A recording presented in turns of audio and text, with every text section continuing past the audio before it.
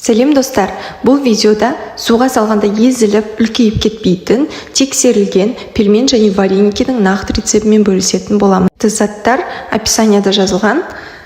Видеоның соңына дейін қарап, подписаться етіп, лайк басуды ұмытпаймыз. Алда әлі осы сияқты нақты рецепттермен бөлісетін боламын. 500 грамм ұнды елегіштен өткізіп дайындап аламыз. Жеке ыдысқа 192 грамм висімен жылы су өлшеп құйып алып, оған бір ас қасық тұз толтырмай салып араластырамыз жақсылап. Одан соң ұнымызға бір ас қасық сұйық май және де бір жұмыртқа жарып құйып жақсылап араластырамыз, үгітеміз. Онды толығымен май мен жұмыртқа толық араласқанша осылай үгітеміз. Одан соң барып үгітіп алған ұнымызға шетінен шамалы суды құйып отырып, жаңағы тұзды суымызды басып қамырымызды илейміз. Шетінен осылай басып қаттырақ басып илейміз. Сонда бізде нығыз қатты қамыр шығады. Шетінен қосып отырып, яғни қамырды жинақтаймыз ғой, бір комок болғанша осылай толығымен. Ең аяғында барлық су біткен кезде жақсылап бір-бірімен қосып, басып, илеп, жаңағы біріктіреміз. Барлық қамырды бірнеше рет басып илейміз.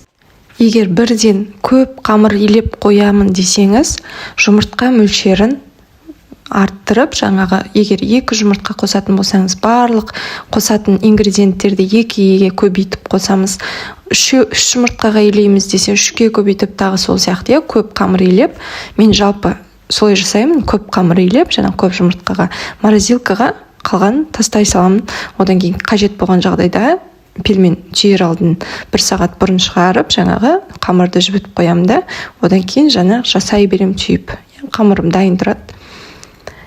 Жалпы осылай міне барлығын жинақтап қамырымызды илеп аламыз. Енді осы дайын қамырды 1 сағатқа целлофанға салып, тындырып, демалдырып қоямыз.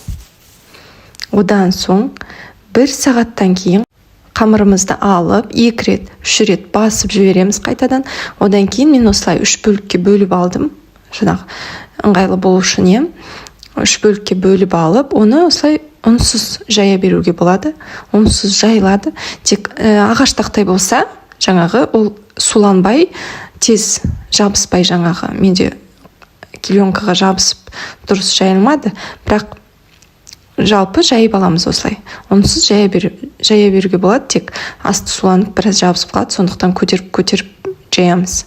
Егер немесе столдың үстіне сәл өте аз, яғни оны қатты көп керек емес, жайма жайған сияқты. Сәл ғана оны сеуіп жайып алсаңыз болады. Осылай қамырымызды жайып аламыз. Одан соң барып, осы жұқа қылып, кімге қалай ұнайды, негізі жұқа болған жақсы ғой, жұқа қылып жайып аламыз да, одан кейін жаңағы вырезка болса, вырезкамен мен стаканмен дөңгелек етіп жаңағы кесіп алдым. Осылай ойып отыруға уақытым жоқ десеңіз, екінші тәсілі осылай 4 бұрыш етіп турап алып түйсе де болады.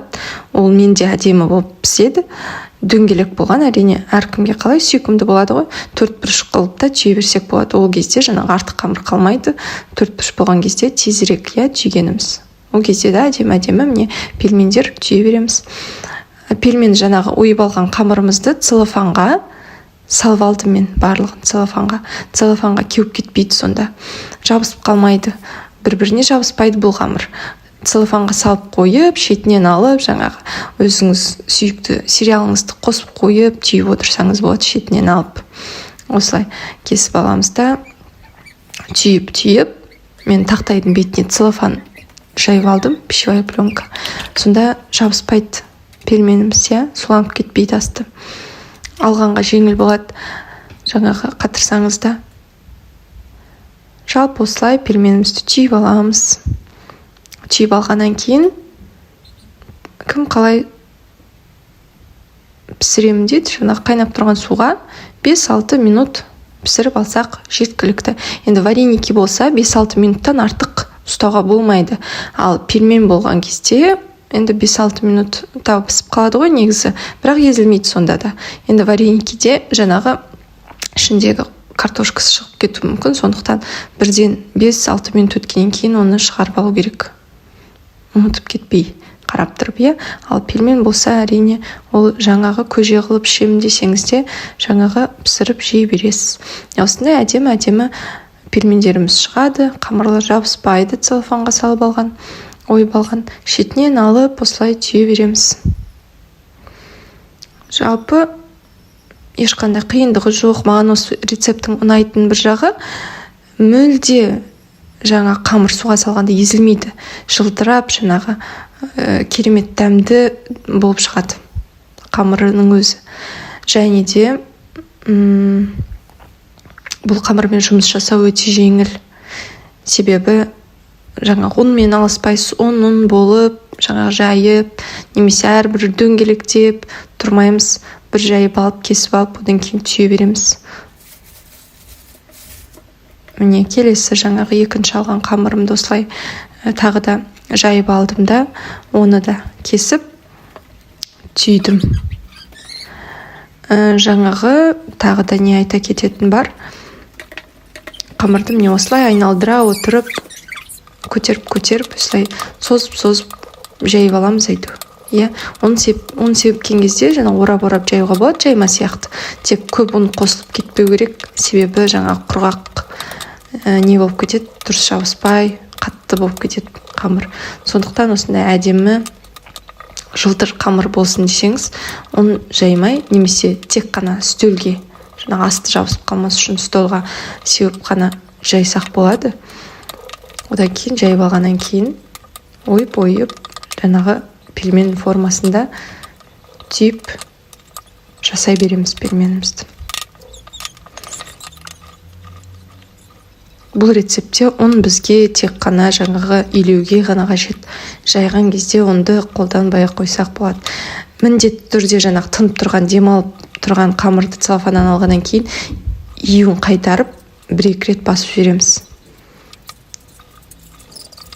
Сол кезде ол жаңағы жауыспақ болмайды. Осындай жұқа қамыр жайып алдым да, одан кейін оны кесіп, жаңағы дөңгелек етіп ойып алып, пельменімізді түйе береміз. Мен дайын болған пельмендерімді қайнап тұрған тұзды суға салып, осылай пісіріп алдым. Сіз өз рецептіңізбен пісіра беріңіз. Қамыр рецептісі ұнайды деген ойдамын, міндетті түрде жасап көріңіз. Осындай тексерілген рецепттермен бөлісіп тұратын боламын. Каналға жазылуды ұмытпаңыз. Подписаться етіп лайк басамыз. Сау